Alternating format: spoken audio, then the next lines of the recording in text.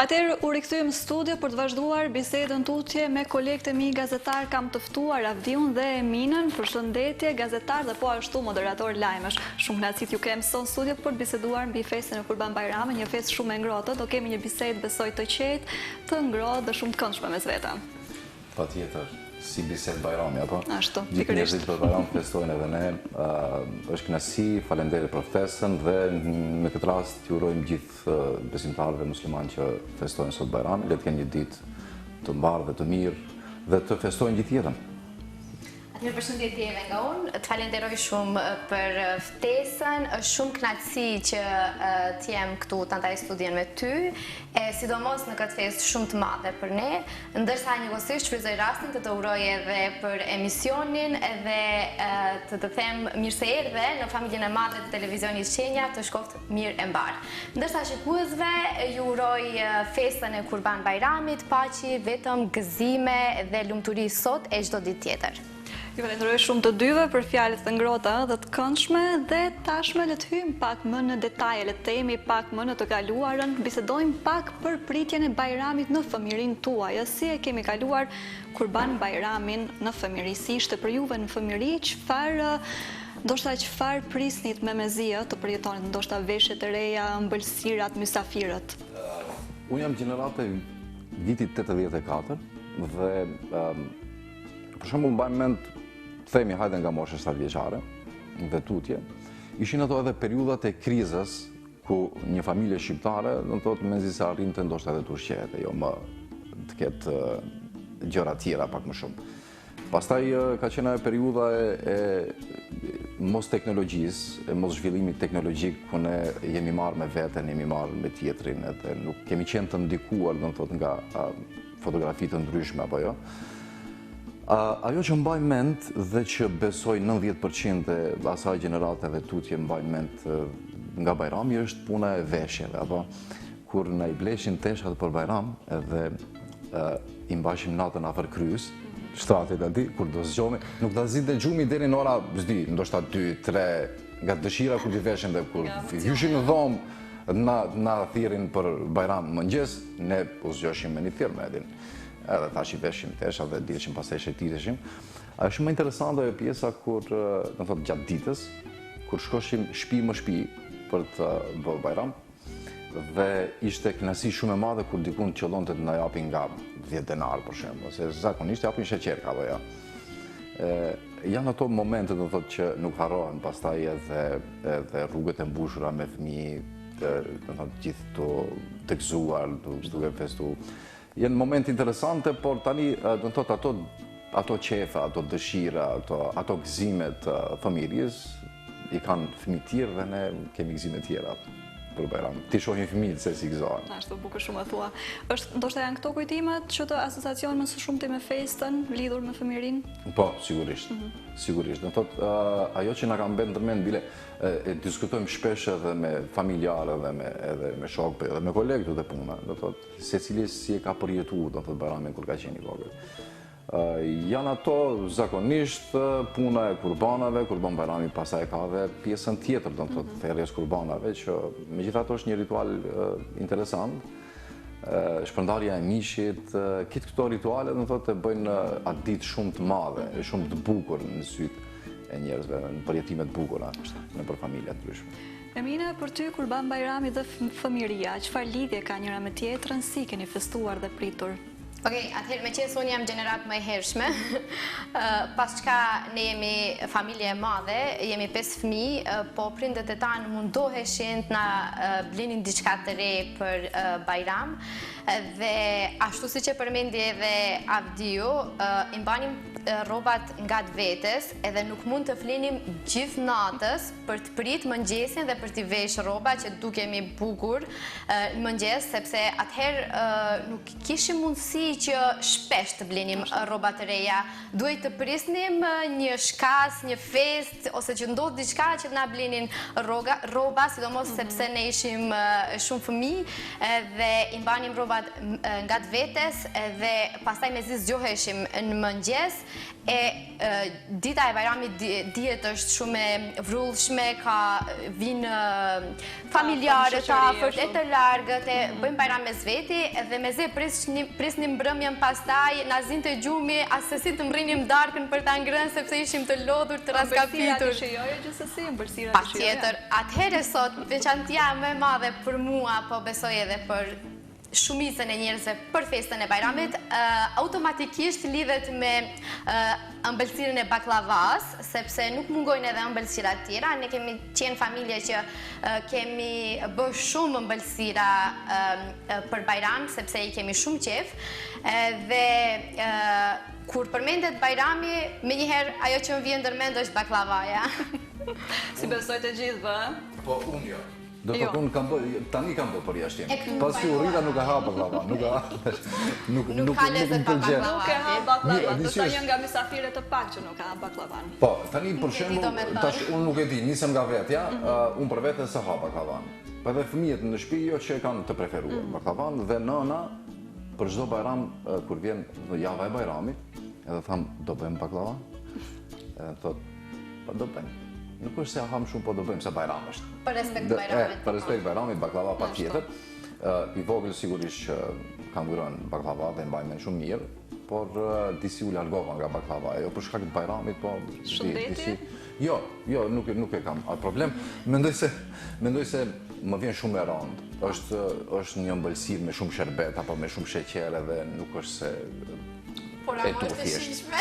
Është fajtoha me dhona. Së mund t'i rezistosh. Ndoshta se një periudhë kam pas probleme me dhomët dhe ndoshta në gjatë asaj periudhe jam larguar nga baklavaja për shkak se më bënte problem të dhomët dhe një herë, 2, 3 herë dikur baklavaja s'ban për mua. Po gjen arsyetim sepse problem mund të të bënte edhe mishi. Të dhomt, jo. Tash s'ka ndryshuar gjë akoma dhe këtë festë. E mban këtë qëndrim akoma, nuk baklava si thua jo. Nuk e ha baklava. Do thotë edhe kur shkojmë me bë Bajram në për familjar. Më fal, po çfarë servojnë për Bajram kur shkon me bë Bajram? Baklava, po se ha. Si thua, unë kam marrë me bë Bajram dhe nuk e ha baklava. Unë kështu arsyeton, tham unë në shtëpinë time nuk kam ngrënë baklava, kështu faleminderit, nuk e do baklava. Mund ta pi një lëng, mund mos pi asgjë, se kemi qenë atje apo jo, dhe kemi pi shumë apo kemi ngrënë shumë. Edhe kështu, unë jam përgjithësi mysafir i lehtë. Do thotë edhe për iftare, në Ramazan kur shkoj e tham. Nëse të shtëpisë. Po, mirë e vje. Edhe për iftare kur shkoj kur jemi të ftuar, do thotë dikon, edhe ju them shik, nëse unë duhet të mos bëni shumë sende, se unë ha pak. Unë do ha pak sende dhe unë do bëj qefet e mia pas iftarit, apo jo? Kështu nuk mos më ngarko shumë se pastaj s'di çka ta ha, dhe do mbes pa ngrënë. Përmendëm gjithsesi gjatë gjithë bisedës që kemi deri më tani dhe traditat, apo jo, çfarë traditash të veçanta ka familja juaj apo diçka që nuk ndryshon as pak vite ndër vite? Okej. Përgjithsisht është e njëjta, domethënë, sidomos në Kurban Bajramin, thjerret fillimisht kurbani, shpërndahet mishi, hahet buka dhe pastaj nisin vizitat. Ajo që ndodh në vendin ku unë vi, domethënë në Slupçan të Kumanovës, është që sofra shtrohet në orën 8 të mëngjesit. Dhe për shkak se llogaritet që ajo ditë duhet filloj shumë herët dhe ne nuk ham ushqime mëngjesi, po ham ushqime të rënda, gjella, mishra. Unë shumë jam befasu kur e kam dëgjuar këtë gjë, se unë vin nga Gjakova dhe ne mbajmë drekën, domethënë diku ora 12, një shtro drekë mblidhe me gjecë. Dhe kur e kam dëgjuar që këtu edhe në ca vende tjera mbas shumë herët, ishte shumë befasu, jam befasu. Është e rëndë, por që ne kemi, domethënë, nuk ka ndryshuar as kur kam qenë unë e vogël dhe vazhdon të mos ndryshojë edhe tani. Pastaj në kohën tonë, para se të nisnim vizitat tek familjarët, bëheshim gati me çanta, me qese për të dalë dhe për të mbledh sheqerka. Tani, vit pas viti, kjo gjë zbehur, ka shumë pak fëmijë që dalin për të kërkuar sheqerka Mirë, po është mirë që ka ende diku, sidomos në përfshatra mendoj se ende kjo vazhdon, kjo tradit vazhdon dhe unë jam proja asaj që mos t'i ndryshojmë traditat. Në këtë në qiell, besoj, ndoshta me shumë pak dallime, traditat e Bajramit janë të njëjta.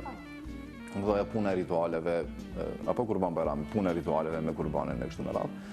Në përgjithësi, traditat pak a shumë janë të njëjta. Për shembull, andaj, tani do të them, nga vendi ku jetoj unë, në periferi, në atë vend, për shembull, nuk ka vizitat e Varrezat, që është në përfshat atje nuk di, po kam dëgju se për Bajram shkojnë njëherë të Varrezat, pastaj, të ne nuk e kemi këtë, sikur s'kemi punë me Varrezat. E ke parasysh, do të thotë, ne po veç festojmë.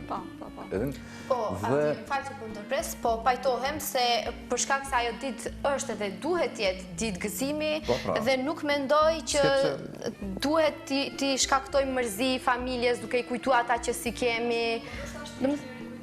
Një kujtim, një bashkim të themi edhe më ata që si kemi. Po kjo mund të bëhet edhe në një formë tjetër? Po, për shembull në ditë feste, tani, në ditë feste nga mungojnë familjar që si kemi, se cilet, apo jo? Po në ditë feste ne duhet të festojmë dhe kemi shumë ditë tjera që mund të shkojmë t'i vizitojmë apo të Varrezat, t'i kujtojmë, ditë lindjet e kujtojnë e kështu me radhë. Mirë, nuk është çështje kjo, por e veçanta e Bajramit, do të thotë në mesin ku jetoj unë, mendoj se nuk ka diçka të veçantë prej rajonit Maqedonisë në përgjithësi, ndoshta me shumë pak dallime. Pak a shumë të gjithë i gëzojmë traditat e njëjta, kremtimin e njëjtë të festës. Keni ndonjë moment të veçantë, qoftë në punë, sepse ju keni punuar edhe shpeshherë dhe gjatë festave, qoftë në punë, qoftë në shtëpi, apo në përgjithësi në jetë gjatë kremtimit të festës së Kurban Bajramit, ose diçka që ju ka ngelur në memorie që do mbani gjatë me veta? Unë kam shumë, sa i përket punës profesionale shumë. Do thotë, për 15 vite karrierë dhe edhe në televizionet tjera kur kam punu. Për shkak se televizioni, në thotë është, kështu më thonë, semaforat dhe ju nuk ndaleni. Në thotë, televizioni dhe semaforat punojnë gjatë gjithë kohës. Dhe edicionet e lajmeve nuk ndalen, kuptohet. Dhe tash, edhe ditën e Bajramit, duhet vim, apo jo, prezentojmë lajmet, dhe vjen një ekipi, vjen gazetarët, për shemë bën incizime e kështu me radhë. Edhe pse nuk është me intensitet shumë, në thotë, e ngarkuar si ditë për punonjësit e mediave. Gjithsesi, ajo që kam vepruar unë nga vullneti i mirë, është ditën e Bajramit ua kam dhënë të lirë kolegave, edhe nëse unë kam qenë i lirë atë ditë. Dhe ju kam thonë kështu, okej, ju jeni, për shembull, femra, megjithatë ju duhet t'jeni të shtëpia, t'jeni të pushueshme, po vinë mysafirët, se ne dim rregullimin e familjes shqiptare si është. Dhe për çdo Bajram kam qenë punë. Për çdo Bajram unë kam ardhur në punë. Domethënë ka 2 vite ose tamam, 2 vite të fundit që për Bajram nuk vim punë. Për shkak se kemi Azizin. Dhe Azizin e kemi beqar, dhe i tham Azizit, Aziz, unë ti e din, ditën e Bajramit unë nuk vin lajme, se do vish ti e beqarë, po më balam shpejt dhe vjen këtu dhe puna edhe i prezenton lajmet, i informon shikuesit për zhvillimet e ditës, zakonisht për faljen e Bajramit, si është falë këtu te ne, në rajon, në botë e kështu me radhë. E veçanta e 2 viteve të fundit është se për Bajram nuk vin punë. Dhe kjo pak po më jep ma i shlodhur jam. Po si jo? Dhe kjo. Po, nga kujtimet e familjes sigurisht duhet kem disa momente të cilat nuk po më bien tash ndërmend, por prej që kam nisë të punoj tash 9 vite dhe kur u martova para 3 vitesh, ju dukeshte shumë çudi mysafirëve që vinin, familjarëve që vinin të shtëpia jonë, se si nusja për Bajram sot nuk është në shtëpi. Ajo duhet jetë këtu, si mund shkojnë në punë. Sot është pushim. Dhe as se si pajtoheshin me fakti se zhvillimet nuk ndalen dhe ne duhet jemi në punë. Ka shumë sektor të tjerë si ne që atë ditë e kanë ditë pune. Do shta edhe më të ngërkuar, Po, sigurisht. Edhe pse, është ditë e relaksuar në të shumtën e rasteve, po ka ndodhur shpesh edhe që më ka rastis të jem në punë, pajtoj me atë që e tha Avdiu se edhe në sektorin tonë çdo herë na kanë bërë përjashtime, neve gjinisë femërore që t'jemi në shtëpi, po ka rastisur shumë shpesh që t'jemi edhe në punë dhe ne kemi menduar se do t'jetë një ditë e relaksuar, do t'i informojmë se si po festohet Bajrami, por rrugës ka dalë diçka krejt tjetër, fatkeqësisht disa herë ka ndodhur edhe tragjedi, është dashur ta zhvendosim tematikën e informimit komplet në një tjetër vend, dhe pastaj e kam pasë, okej, kjo nuk është mënyra se si e kam festu Bajramin dikur, tash është krejt ndryshe. Megjithatë jam pajtuar me këtë, varet se si e sheh edhe sa e do mënyrën e punës, se nuk paraqet se si ngarkesë ose pse nuk e feston ti si e festoj shumica e njerëzve. Për mua se ka qenë shumë kënaqësi që t'jem në punë. Se është pak është përkushtim ndaj publikut, po ashtu edhe në kohë festë, është diçka e bukur sepse po gjeni kohë, po ndani kohë dhe nga festa juaj, koha juaj në mënyrë që ti gjendeni si gjithmonë pranë audiencës apo publikut. Ne jemi zotuar për ta bërë një gjë të tillë dhe bëhet pak më veçantë, ndoshta edhe vetë festan që po e kryeni këtë shërbim. Po sigurisht. Pastaj është, ky profesion është një profesion që detyrimisht duhesh, për shembull, ti jesh I lidhur emocionalisht me punën që bën, dhe që pastaj do të thotë mos kesh ankesa se pse edhe për Bajram duhesh në punë, kupton? Von mirë, s'prish punë. Bajram, vit I ri, festa tjera, qoftë edhe ditëlindje, e din ndonjëherë, qoftë edhe ditëlindje në pamundësi, s'di unë kolegë në pushim kështu me radhë, është me rëndësi njerë ne punën ta bëjmë, pastaj do festojmë, ose mund ta bëjmë do festojmë, bëjmë punën dhe do festojmë. Nuk është do një problem. Ne këtu e kemi familjen e dytë dhe edhe këtu nuk e lëm pa festu ditën e Bajramit, këtu e vazhdojmë vetë pjesën tjetër të festës. Po, patjetër. Dhe këtu ka disa lloje të baklavave kur vim, apo? Po.